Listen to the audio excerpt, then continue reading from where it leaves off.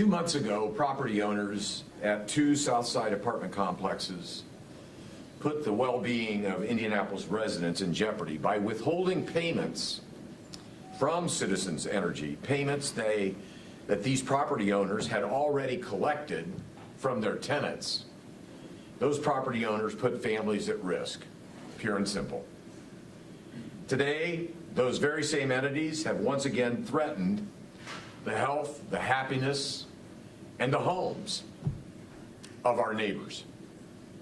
Roughly 1,200 Indianapolis households could lose water service due to inaction by their building's owners. Today, this office has joined with Citizens Energy and the Indiana State Attorney General's office to file 3 separate lawsuits. That means 3 separate actions, each pursuing different claims and thereby maximizing the leverage that we possess. Ultimately, our aim is to hold these property owners accountable, using every available tool to keep residents in their homes and clear a path for responsible ownership. Because the truth is this: failure of a landlord to pay utility bills leads to a stop in service. And if a multi-unit resident, and if that unit as a residence has no water, the health department has no choice but to close it down. And when a building is closed, our neighbors lose their homes. As the city seeks to promote housing stability in the wake of a pandemic, these landlords instead threaten to leave tenants homeless. We cannot allow people to be put in this position, and we cannot allow the taxpayers to be expected to cover a landlord's negligence. Today, we stand united, stepping in ahead of what would otherwise be a mass eviction on a scale yet unseen in this community. Together, we will take this property owner to court 3 times over, with the goal of securing responsible ownership for these properties. And so I want to recognize the Indiana State Attorney General's office, represented today by the Director of Consumer Protection, Scott Barnhart, and Citizens Energy President and CEO, Jeff Harrison. I also want to recognize the elected officials present with us today, because they too have played a critical role in identifying further solutions for tenants across Indianapolis. Today's coordinated effort between a utility, a state agency, and a local unit of government is unprecedented in the fight for housing stability in our city. And it will take continued action at every level to protect tenants and to hold bad actors accountable. So it is in that spirit that I introduce the president and the CEO of Citizens Energy Group, my friend Jeff Harrison. Jeff? Thank you, Joe, and thank you, everyone, for being here today. I'd also like to thank Attorney General Todd Rokita for the actions they have announced regarding Berkley Commons and JPC affordable housing. Earlier this week, Citizens announced that it has filed a complaint in commercial court in Marion County, Indiana, against Berkley Commons, Indiana, LLC, and JPC Affordable Housing Foundation, Inc., seeking repayment of past due utility bills and other expenses totaling more than $1.3 million. As outlined in our complaint, Citizens is seeking repayment of past due bills totaling approximately $344,000 from Berkley Commons, Indiana, LLC, which operates Berkley Commons Apartments, The utility also is seeking repayment of past due bills totaling approximately $956,000 from JPC Affordable Housing Foundation, which operates the Capitol Place Apartments and the Woods at Oak Crossing at 3120 Knobscott Drive, Indianapolis. Over the past year, Berkley Commons and JPC Affordable Housing have consistently failed to make utility payments on many of their accounts. To avoid disconnection of utility service, citizens attempted to recoup overdue funds with payment arrangements. But Berkley Commons and JPC Affordable Housing have broken them as well. Residents of these apartment complexes pay their water, sewer, and natural gas bills as part of their rent payments to this property owner, whom Citizens bills as its customer rather than the tenants. In addition to repayment of past due utility bills, Citizens is requesting creation of a constructive trust over each of the defendants' funds being collected from tenants for water, sewer, and natural gas utility services. We are hopeful this legal action against Berkley Commons LLC and JPC Affordable Housing will result in the repayment of past due bills and payment of future bills, so residents of the apartment complexes have continued access to utility service without remaining customers having to bear the cost of the apartment owner's unpaid utility bills. Protecting customers from the cost of unpaid bills is especially important here in Marion County, where more than 20% of our customers are low income. So I'd like to thank you again for being here today as we work together to protect the residents of these apartments and all of our citizens and customers. I would now like to introduce Scott Barnhart, Chief Counsel and Director of Consumer Protection in the Office of the Attorney General. Scott? Thank you. I want to thank Mayor Hogsett and Jeffrey Harrison. This is a coordinated effort. With the Attorney General's office, particularly the Consumer Protection Division, our mission is to prevent business practices in Indiana that are unlawful, deceptive, or fraudulent through education or litigation, if necessary, and doing so without unduly burdening legitimate business endeavors. Litigation is necessary in this instance. In this case, we have history in terms of prior litigation against Lakeside Point and other entities. In this instance, litigation is necessary to protect the Hoosiers from suffering who need help from these apartment complexes that have dilapidated living conditions and unsafe living conditions. Nonprofit housing entities are providing crucial bridges to providing appropriate and safe housing. In this instance, we give them credits, tax credits, and other benefits for providing this crucial benefit to the community. And in this instance, we believe in our complaint through the allegations that we have raised that they are not meeting their obligations under the law in this circumstance.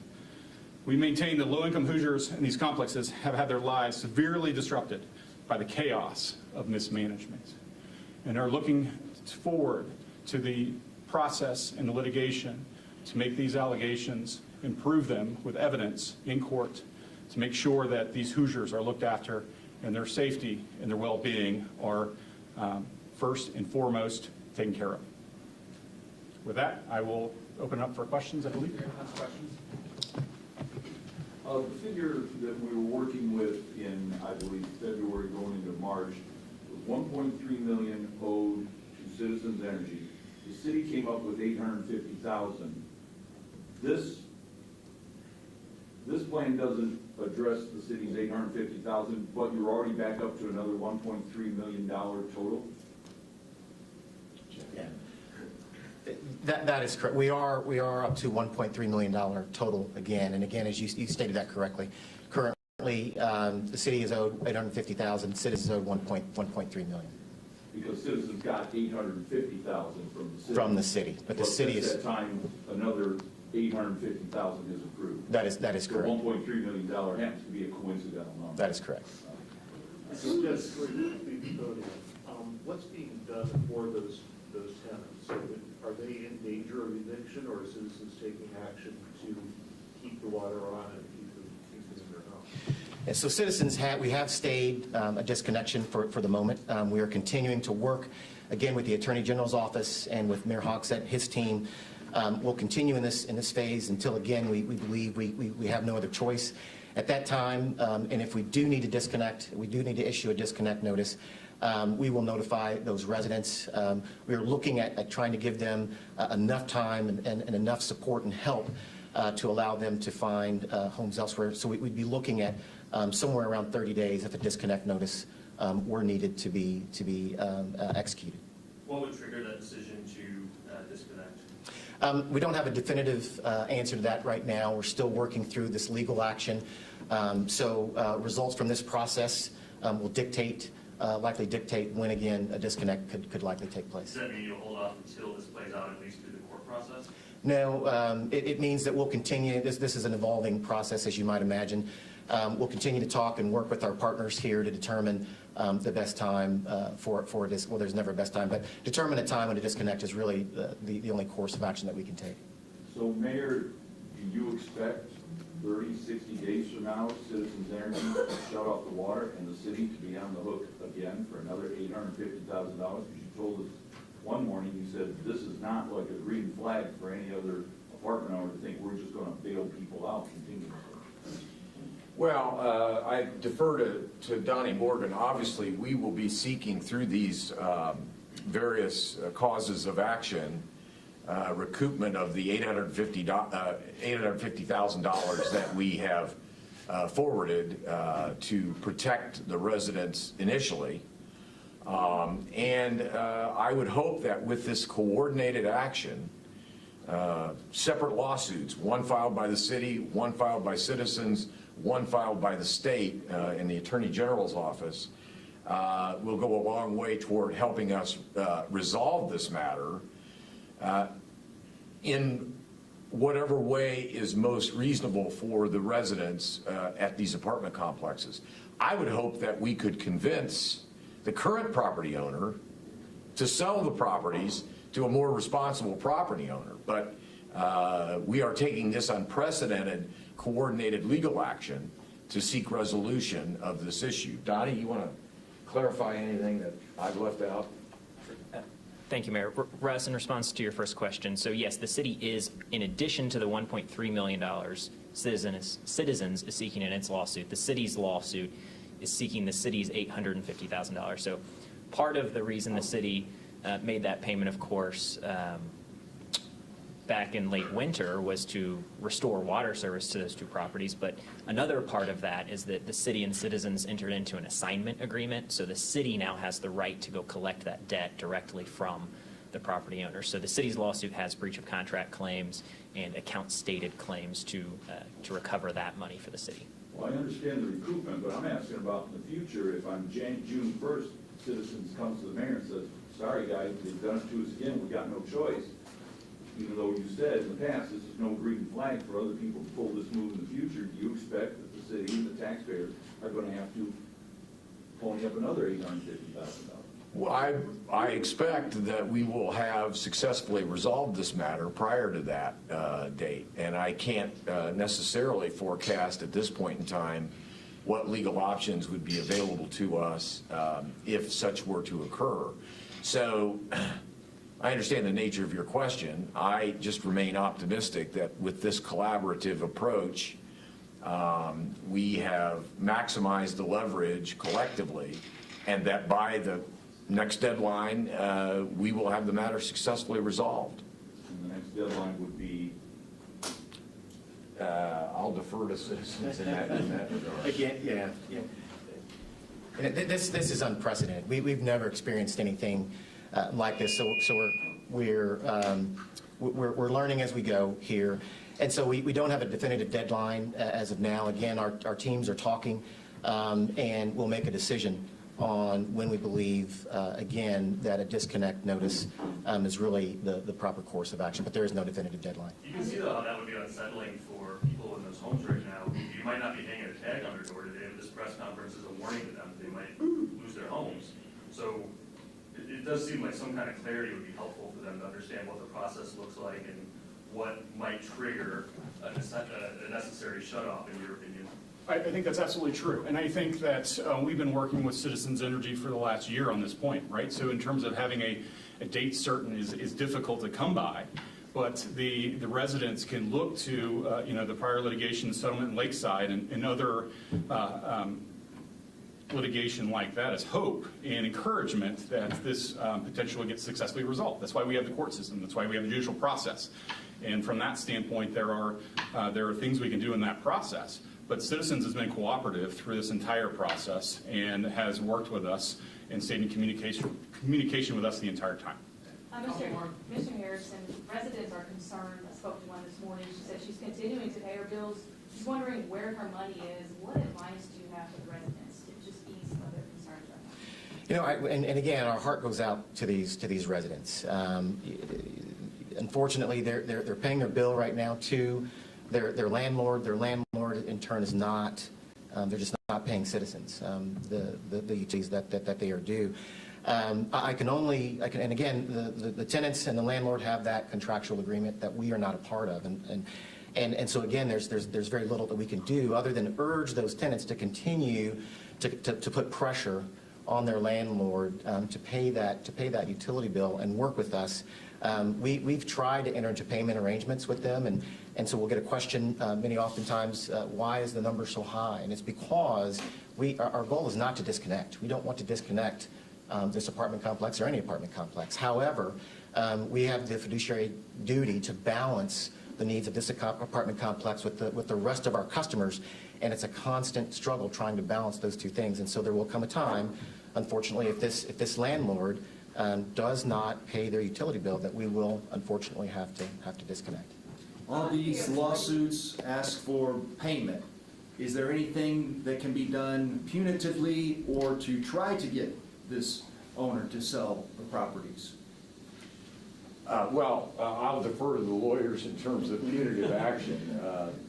Donnie is. So with the city's lawsuit, the first thing is to secure a judgment that we're owed the money. Once you secure a judgment, both as a practical matter and perhaps with some sort of creative legal maneuvering, that will open up some tools for the city to exert additional leverage on the owner. Or potentially, as the mayor said, to get these properties into the hands of more responsible owners. So there certainly are some tools that the city will have with its own lawsuit, should it get to a judgment, which we hope to happen relatively quickly. I'll defer to Mr. Barnhart as to the state's lawsuit. How quickly would you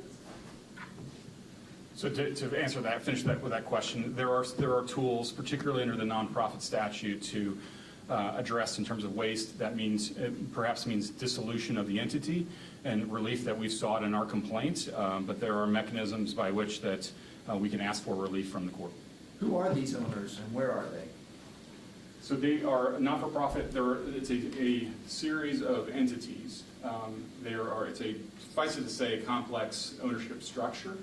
But they are based out of Ohio in one instance, and in New York, New Jersey, I believe. So previously I talked to Justin and he was saying he was looking at ways to go after their nonprofit status. Are you looking into that as well? Where do you stand? That's the nature of this suit, is to challenge in terms of their status as a nonprofit and to look for in terms of injunctive relief or dissolution based on the wasting of assets and their inability to serve their purpose, their nonprofit purpose under the statute. Why will this lawsuit be successful when the one filed last summer by the Attorney General's office wasn't successful? I would argue that it was successful in terms of the resolution and the settlement that we received in sale of that property to another entity. That is success to me. Should people that live at these complexes be looking for a new place? I would say Indiana does not have withholding in terms of rent withholding, so paying their rent. Certainly, in terms of having other options or looking for other options is something that if I were a resident of these locations, I would seriously consider. What's the advantage of doing this under three cause numbers rather than three plaintiffs on one cause? I think in terms of there are different types of legal actions, different types of legal complaints in terms of the issues that are raised. So whether they're, in terms of the strategy of whether it's one lawsuit or three, it's coming at it from a different angle in terms of contract based on the city's angle, the recovery based on the citizens' angle in terms of contract as well. Our angle is a different angle in light of the not-for-profit statute. So that's why I think why you have a coordinated effort but 3 separate lawsuits. Okay, thanks everybody. We have press releases coming out from each of the entities represented today. We're going to be able to help get you case numbers if you need those case numbers as well. And then I know we might have the city lawyers stick around a little bit if you need any follow-up questions on that. I don't know about maybe some of the partners might stick around a little bit for clarification on any of those too. So, all right, thanks everybody.